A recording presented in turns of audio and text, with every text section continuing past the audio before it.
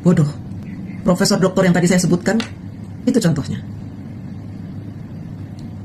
Kenapa saya bilang bodoh? Mereka ahli hukum. Mereka paham undang-undang. Mereka bahkan paham konstitusi yang ada di negara kita. Tapi mereka sengaja membohongi masyarakat dengan narasi-narasinya. Mereka ingin menyampaikan kepada masyarakat bahwa Gibran sudah melanggar konstitusi. Gibran salah. Gibran menjadi wapres tidak sah. Seharusnya Gibran mundur. Mereka ingin menciptakan kata-kata ini. Dan mereka berharap rakyat maklum jika ada orang yang menginginkan Gibran untuk mundur. Karena apa? Kenaikan Gibran sebagai wapres cacat. Inilah yang saya sebut bahwa profesor, doktor, akademisi, orang-orang pintar yang sekolahnya tinggi menjadi anak buah Dajjal ketika dia membenci seseorang. Kenapa sih profesor-profesor ini membenci Mas Gibran? Mas Gibran punya salah apa? Pasti mereka akan bilang, loh, kami tidak membenci. Ini fakta. Ini fakta bahwa Gibran naik karena pamannya mengubah konstitusi. Goblok. Itu adalah profesor doktor yang tolol. Kenapa saya bilang goblok dan tolol? Karena dia tidak tahu sejarah perubahan undang-undang MK untuk batas usia cawapres. Siapa sih yang awal mula mengajukan perubahan undang-undang ke MK ini? Emangnya Gibran?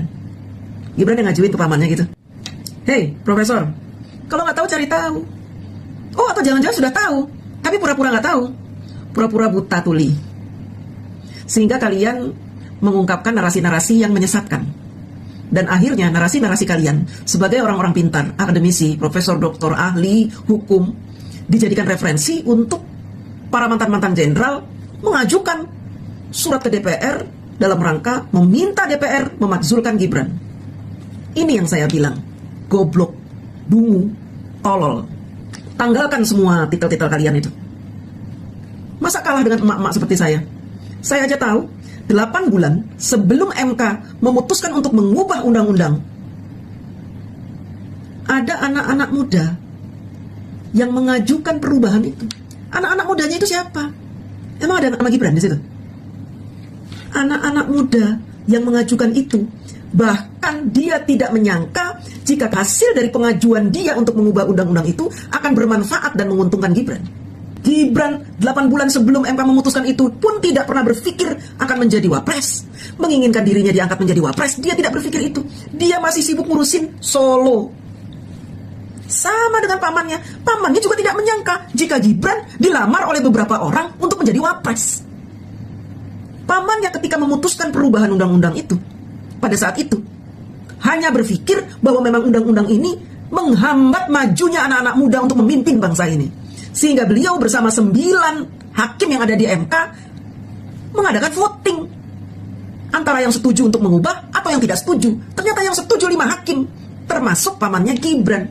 Apakah pamannya Gibran kong kali kong dengan Pak Jokowi? Kong kali kong dengan Gibran gitu? Tidak. Itu terjadi 8 bulan sebelumnya. Bahkan Gibran itu belum digadang-gadang menjadi wapres. Yang digadang-gadang siapa saat itu? 8 bulan sebelumnya. Yang keluar nama-namanya siapa? Silakan cari di Google. 8 bulan sebelum MK memutuskan, yang keluar calon-calon sebagai wapres siapa? Ada Erick Thohir, Caimin, Iza Mahendra, Yeni Wahid, Ibu Khofifah. Banyak ya. Dan tidak ada nama Gibran. Jadi jangan ngadi-ngadi. Ketika MK berhasil mengetuk palu, ketika anak-anak muda itu berhasil mengajukan perubahan dan disetujui oleh hakim yang ada di MK, anak-anak muda ini mengajukan diri untuk jadi wapres gitu? Tidak. Niat mereka mengubah undang-undang karena apa? Karena prihatin. Kok ada sih undang-undang yang membatasi usia bagi capres dan cawapres?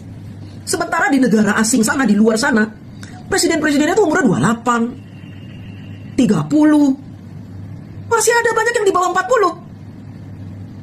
Jadi wajar kalau ada sekumpulan anak muda mengajukan perubahan undang-undang ke MK. Kenapa sekarang yang disalahkan Mas Gibran? Dibilang tidak punya etik, tidak tahu diri, dibilang kong kali kong dengan paman. Yang ngomong profesor doktor. Botol.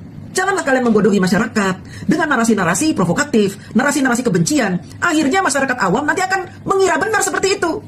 Selanjutnya, orang yang keempat, Saldi Isra. Dia wakil ketua Mahkamah Konstitusi. Ada di MK. Karena dia berada di Mahkamah Konstitusi, kemudian dia bernarasi. Narasinya apa? Putusan ini jelas merusak asas kepatutan dan prinsip konstitusional. Dia berada di barisan hakim-hakim yang tidak menyetujui perubahan undang-undang. Dia berada di kubu yang 4 hakim tidak setuju itu. Ya, namanya sudah diputuskan oleh 5 hakim setuju, ya sudah, mau apa? Mau kalian bacot, mau kalian bilang itu merusak konstitusi, keputusan yang ngawur, tetap saja yang menang 5 hakim. Karena negara kita ini negara demokrasi. Sudah quorum 5 hakim dari 9. Yang menang yang 5. Kalau diadu ilmu dengan yang 5, ya kamu kalah, Isra. Mau ngomong apa? Kamu gak setuju dengan keputusan 5 hakim itu? Gak setuju? Berarti kamu tidak mematuhi undang-undang demokrasi. Dan kamu ingin membodohi rakyat. Kamu ingin, kalau di sebuah kemufakatan, orang yang kalah harus marah-marah. Harus menolak yang menang. Gak bisa begitu. Sudah, diam. Kalau udah kalah aja. Ya, dari 9, yang 4 ini kan kalah dengan yang 5. Ya sudah, mingkem, diam. Jangan banyak bacot. Jangan sok bernarasi. Narasinya penuh dengan kebencian. Kemudian yang kelima, Rocky Gerung. Gibran itu anak manja kekuasaan. Tanpa bapaknya presiden, dia bukan siapa-siapa. Rocky Gerung, banyak anak presiden yang tidak menjadi apa-apa di dunia politik. Karena rakyat tidak memilih dia. Pak Jokowi, kenapa terpilih terus? Wali kota 10 tahun, 2 periode. Gubernur juga menang. Gubernur Jakarta 1 kali. Presiden, jadi 5 kali. Jadi 5 kali ya, menang, tidak pernah kalah. Kenapa? Padahal bukan anak presiden Pak Jokowi. Tapi bisa kepilih terus. Masa seorang Rocky Gerung bernarasi seperti ini? Narasinya ngawur. Anak manja kekuasaan. Kalau bapaknya nggak presiden, dia bukan siapa-siapa di dunia politik.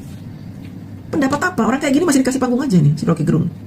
Menurut saya, dia ini adalah profesor yang paling tolol se-Indonesia. Paling dungu.